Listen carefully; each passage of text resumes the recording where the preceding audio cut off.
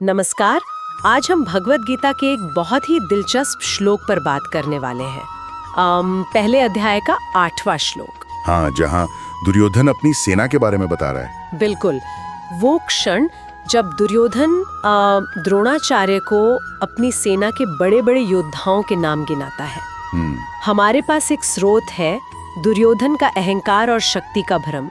इसके कुछ विचार है हमारे पास, और आज हम यही समझने की कोशिश करेंगे कि ये जो लिस्ट है नामों की, इसके पीछे सिर्फ नाम है या मतलब कुछ और गहरा चल रहा है। हाँ, ये जानना जरूरी है। श्लोक है, भवान भीष्मश्च कर्णश्च कृपाश्च समितिंजयः अश्वत्थामा विकर्णश्च सौमदत्तिस्तथैव च।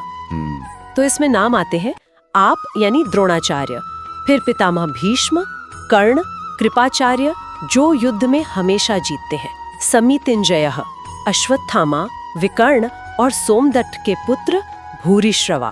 काफी लंबी और प्रभावशाली लिस्ट है।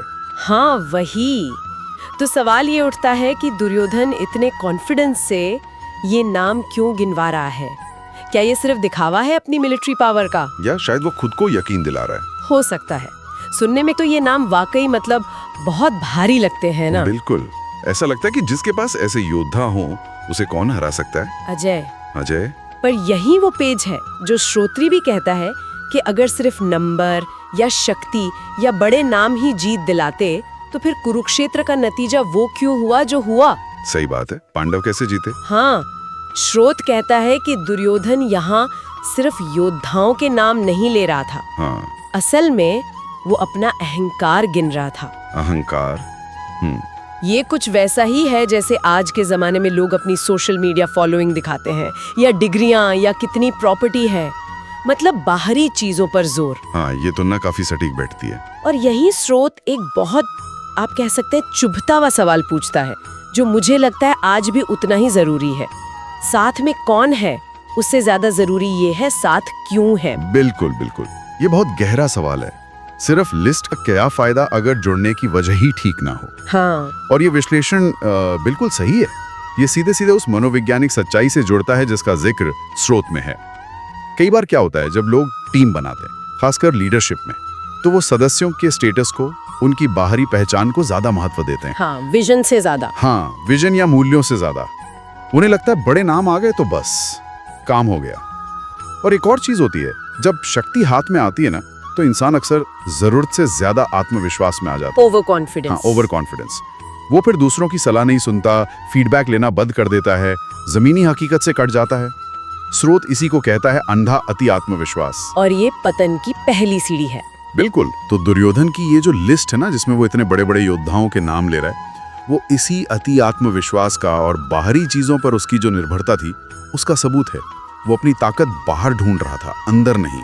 और इसी का नतीजा शायद स्रोत के इस अगली बात में है, जो वो गीता से निकालते हैं। ताकत की गिनती करने वाला अक्सर हार गिनना भूल जाता है। वाह, ये बहुत गहरी बात है।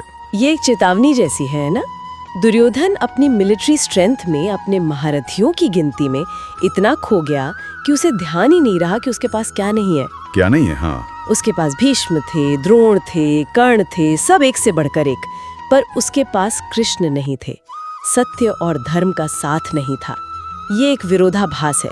बाहर की चमक दमक बहुत, पर अंदर असली कमी। बिल्कुल सही कहा। और कृष्ण का ना होना, जैसा आपने कहा, सिर्फ एक व्यक्ति का ना होना नहीं है।